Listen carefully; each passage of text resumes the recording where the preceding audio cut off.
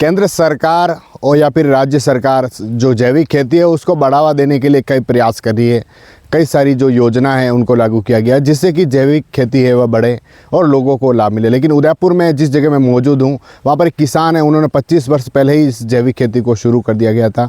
किसी कंपनी में काम करते थे, वहाँ पर इंटरेस्ट नहीं था, फिर काम को शुरू किया। देखिए अभी मैं जिस प्लांट को दिखाता हूँ, यह यहाँ पर मैं मौजूद हूँ फार्म हाउस पर। उन्होंने देखिए किस तरह की जैविक खेती है वह यहाँ पर कर रहे हैं। किस तरह की जो कहते हैं खेती जो कहें तो उस तरह की खेती यहाँ पर देखने को मिल रही है। जिस तरह की योजना है उसको बढ़ावा देने के साथ उसको इस तरह की खेती आज के रूप में इस पारंपरिक और आधुनिक खेती को ये किसान करते हैं। उदयपुर से जो नई में इनका जो प्लांट है, नई में जो फार्म हाउस है, वहाँ पर इस तरह की खेती आज सालाना लाखों रुपए की आय जो इनकम होती है करते हैं। कहते हैं कि कहीं ना कहीं जिस तरह से किसानों को लेकर जो सरकार बढ़ावा देती है उसको लेकर काफ़ी करते हैं। लेकिन जो किसान जिनकी बातें होती हैं कि खेती को लेकर जैविक खेती आज के समय में काफ़ी कम देखने को मिलती है, लेकिन उदयपुर में जो किसान हैं वह इस तरह की खेती करते हैं। देखिए ये जो किसान देख पा रहे हैं वर्दी चंद जी, यह उदयपुर में पहले काम करते थे। फिर इनसे बात करेंगे हम किस तरह की खेती करते थे, कैसे क्या करते हैं। भाई साहब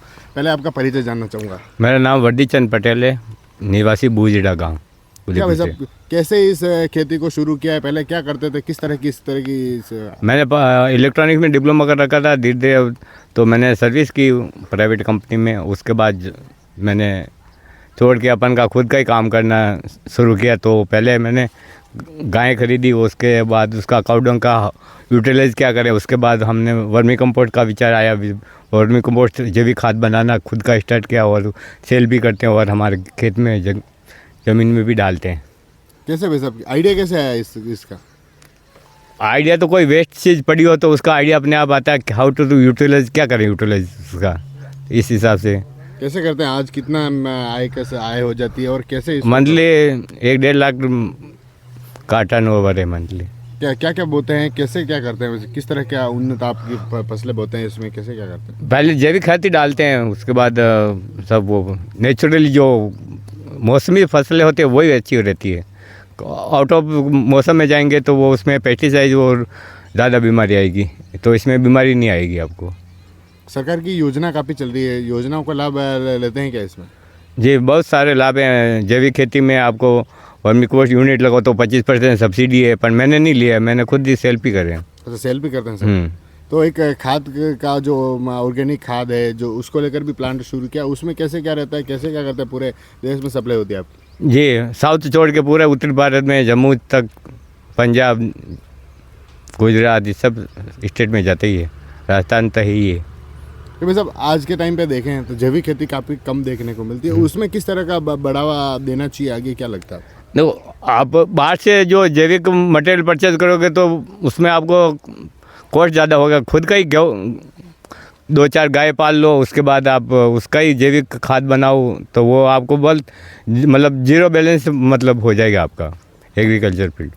सरकार को क्या करना चाहिए इस बारे में, किस तरह बढ़ावा और देना चाहिए, कैसे क्या जो आप जो कि सरकार को चाहिए कि इसके साथ आपको किसानों को थोड़ा रॉक फास्फेट भी देते, तो वो क्या करेंगे कि जो गाय है ना, काउडंग है, तो उसमें वो डालते रहेंगे, थोड़ा थोड़ा मिक्स करते रहेंगे, तो आपको 3 महीने बाद आपको DAP की ज़रूरत नहीं पड़ेगी, वो प्रॉम खाद बन जाएगा। जो उसमें जो DAP केमिकल फर्टिलाइजर वाला खाद होता है उससे बेहतर ये जैविक खाद बन जाएगा अपने आप ही।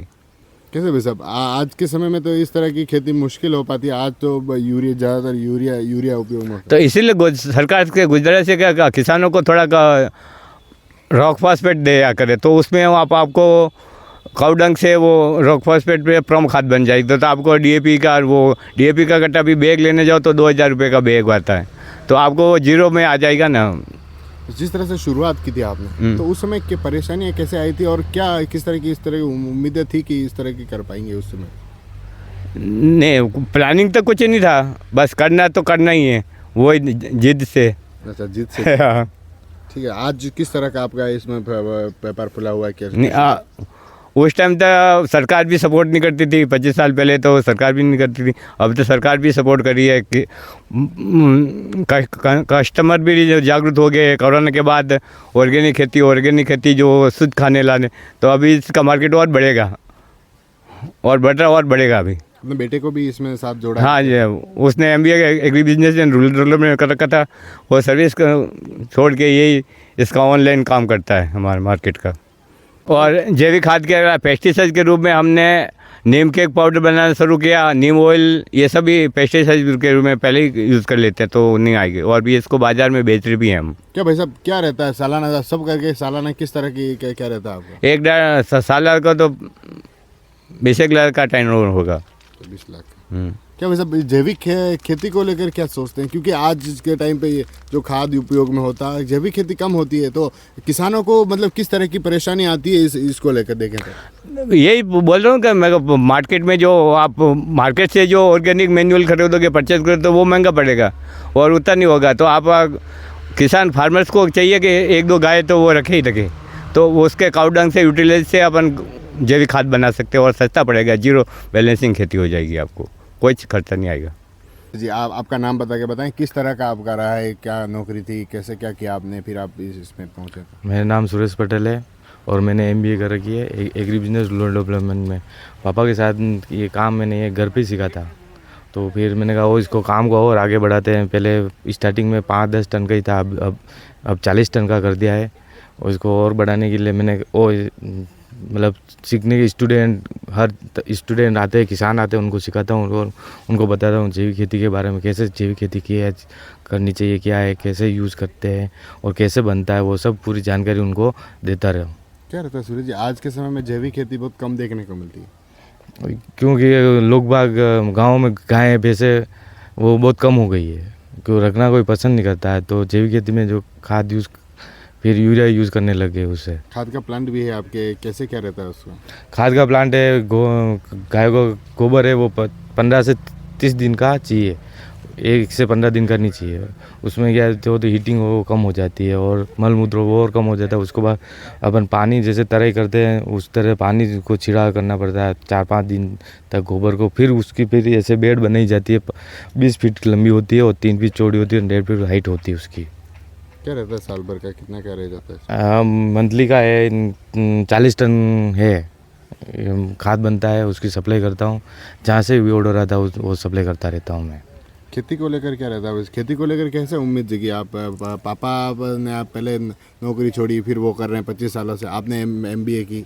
खेती यूँ है कि क्योंकि आजकल सब ज़मीनें बेच रहे हैं और सब्जी का मार्केट हर साल बढ़ता रह रहा है, 5-10% बढ़ता है। तो मैंने कहा इससे ज़्यादा जॉब से ज़्यादा खेती करूँ, जो खेती में हर मार्केट भी बढ़ता रह रहा है अभी।